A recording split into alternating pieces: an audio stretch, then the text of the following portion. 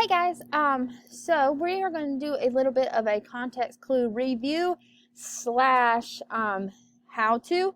So if you are looking at this video, it means that you have already done your exploring context clues and figurative language portion of your HyperDoc, and that you are working on applying your context clues. So the two things we'll be looking over are the types of context clues, which is a review from your videos, and the how to portion, which will focus in on the context clue strategy that we're going to use.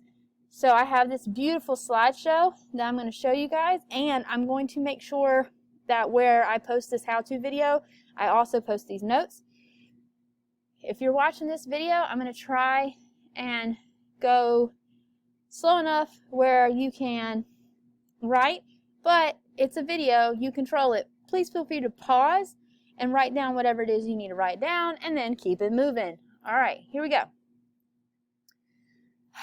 First, I need to figure out how to turn it into presentation mode.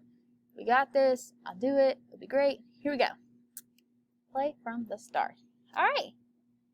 So when we talk about this, before we even get started, I need you to understand that we are looking at context clues, but we have a color coding system in our notes. So blue is what you write and black is to review and to read.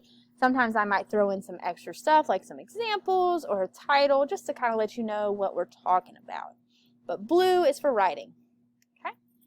What are context clues? So context clues are hints that you use in order to understand the words in a text. Hopefully through our Engage assignment, you have already started thinking about these things and gotten that ball rolling. Where do I look? Where to look for context clues? So when you are in the text, the context clues are, of course, around the word. It's always a good rule to read the sentence before and the sentence after, because you never know, it might be in a separate sentence. But the best place is to look for a couple of little key indicators, is what I like to call them. Commas, which are usually used to set off definitions, synonyms, and lists. Opposite keywords, like but or unlike, are going to tell you about antonyms that might appear. And then same keywords like or. So when someone's telling you she's loquacious or talkative, they're getting ready to set you up for a synonym or a definition. So right here it says, how can I remember the types of context clues? We have a beautiful acronym for that. It is called SWADE, okay? You know, like the material. So we have synonym, word parts, antonym, definition, and example. And I'm going to ready to go to the next slide because I'm going to go through each of these things in detail, and then we'll move on. So a synonym, of course, a synonym or a word with the same meaning is used in the sentence. So this means that the author wrote it, and then right beside it or in the same sentence they give you an example or like a word, another word that means the same thing. So you're looking for like a little clue. If you watch the context clue video, she uses great examples. Go back and look at it. So we got word parts, which are roots, suffixes, and prefixes. These are the things that we are learning in our vocabulary anyway, that break down the word into pieces and look at the definition of each piece, which is really cool. If you need a refresher on that, go look in our vocabulary stuff that we've been doing, because I tell you how to look at it and how to piece it back together to make your own definition. We got our antonyms, which is a word or a group of words that has the opposite meaning, reveals the meaning of an unknown term. So, this, just like I said, look for your opposite keywords on this one. So, but, unlike. Definition, the author gives the definition or a definition of the word in the sentence. That is not, I don't know what happened there, but he gives the definition of a word in the sentence. Our example, the author gives an example of the unknown word. Usually this comes in list form. So my slideshow went a little too fast on this. Usually this comes in list form. So that is the slideshow portion. I'm going to exit out of this real quick. You'll still see me down here in the bottom corner looking all safe in my mask. We are going to look at our example. Okay, we're going to look at our example together. So this is for the video. This is our practice. If you've come to class, I did this with you in class. So we'll highlight one word I do not know in yellow.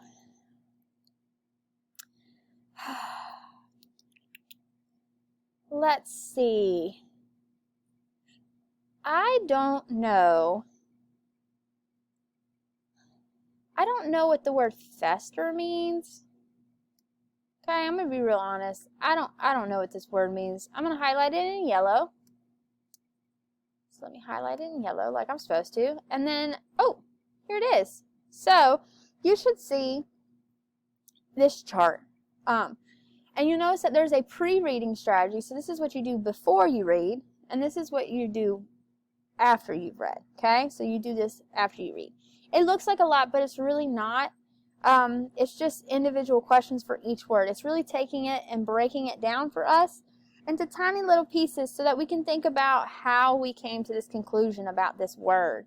So like I said, I'm going to scroll back up. I'm going to look for the word that I don't know. I also don't know what the word deferred means. However, based off of the poem, I might be able to figure it out, and I definitely hit the wrong button. All right, so I have two words that I do not know. I do not know deferred, and I do not know festered. So I'm going to type these in. I know it says pink, but I did yellow. It'll be okay for this. So I'm going to put fester and deferred. So what do I think it means? So what is it? Oh, what I think it means. Do I know any other words it sounds like or it looks like? So when I look at the word fester, I think about sounds weird, but I think about Uncle Fester from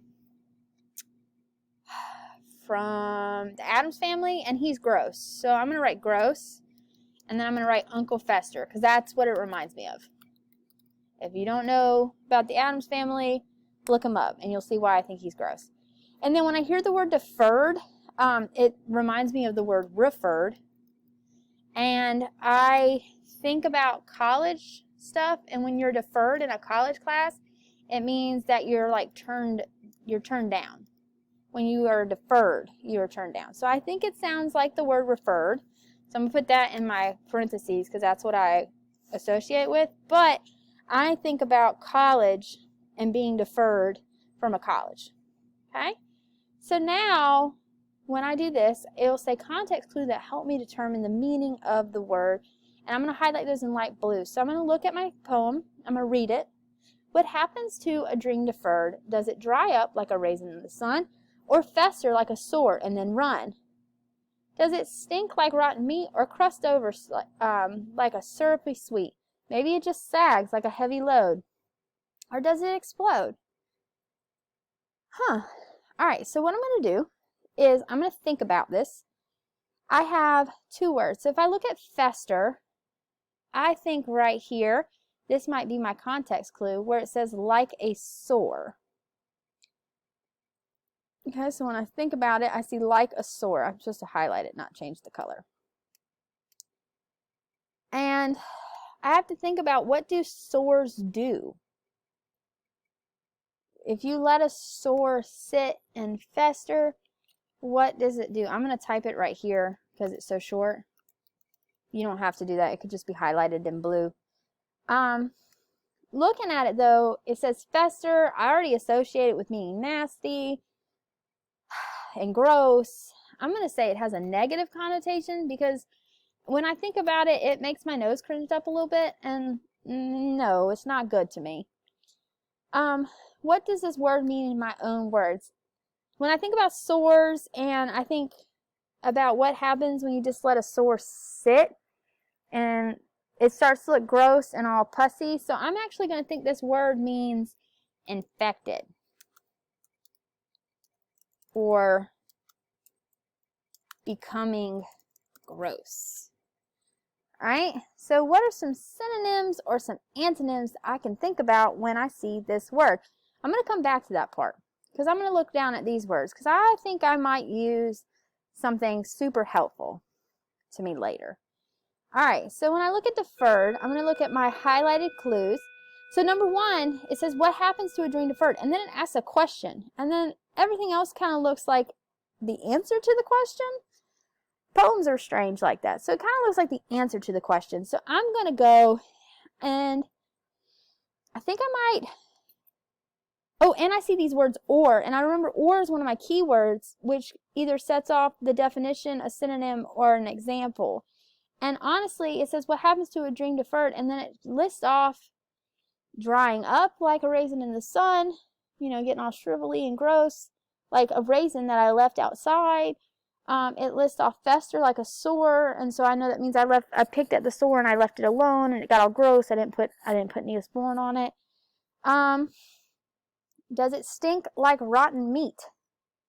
Okay, if your meat's rotten, that means you let it sit out on the counter. I don't know if you guys have ever done this, but sometimes I've accidentally left chicken on the counter for too long. It's gross. Or does it crust over like a syrupy sweet, like when you spill a soda and it gets all tacky on the table? Gross. So when I look at this, I think this whole poem might be my context clue, but I'm only going to highlight this one part. Okay, so does it dry? Bless my heart. Does it dry up like a raisin in the sun? So I'm going to highlight that in a slightly different shade of blue. I'm going to go with negative because all of the things I think about is having to do with something being forgotten or discarded or turned down. So I'm actually going to put discarded or turned down because I looked at it, I've looked at all the different parts, and I think that's what it means. So for our synonyms and our antonyms, I encourage you, now that you have the word, to go right here to thesaurus.com and look up the synonyms and antonyms for these two words. A synonym for fester would be infected, and then an antonym would be cured or clean. And then deferred would be accepted, and then an antonym would be accepted, excuse me, and then the synonym would be rejected.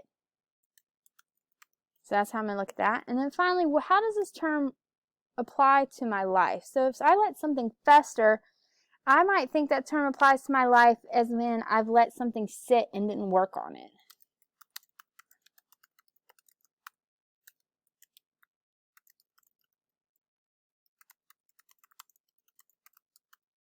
So I let something sit and I didn't try to make it better. Like sometimes you'll hear old people say you shouldn't let that fester on your heart. You know, you shouldn't let your feelings fester. You hear that. And then when I think about deferred, I think about college and being waitlisted, because that might actually be a place where I see that word, where I did see that word at one point. I don't think I was waitlisted though. Where I did see that word, or I know that word will appear in my life. So real quick, before my timer runs out, I just want to go over this with you one more time. So when you do this, you're going to look for words you don't know before you even read, and you're going to tell me what that word reminds you of. Okay? And you notice how mine don't make a lot of sense, but that's just what I thought. And then after I'm done reading, I'm going to look for the context clues. I'm going to think about the connotation. I'm going to think about what the word means, and then I'm going to come up with my own meaning based off of all these things that I've seen so far. And then I'm going to think about synonyms and antonyms. I'm going to go to thesaurus.com, or I might call my friend. And then finally, I'm going to think about, where does this term appear in my life? All right, so that's how you use this chart, and that's how you use your keywords and your context clues. Because right here, I know I've been given an example of deferred. I've been given an example of fester. And so I'm using those two things to my advantage, and I'm trying to think about, well, what does that mean? How do I think that through? So I'd like to go ahead and apologize. This is a long video, but this is a lot of content that I've had to try and squeeze into 15 minutes. So hopefully, if you came to class, this is more crystal clear to you. And if you're watching this as a refresher, you're doing great. And if you're my asynchronous kids, God bless you. I hope that this is helpful. And if not, email me and we can do it together, okay? All right, you guys have a great day.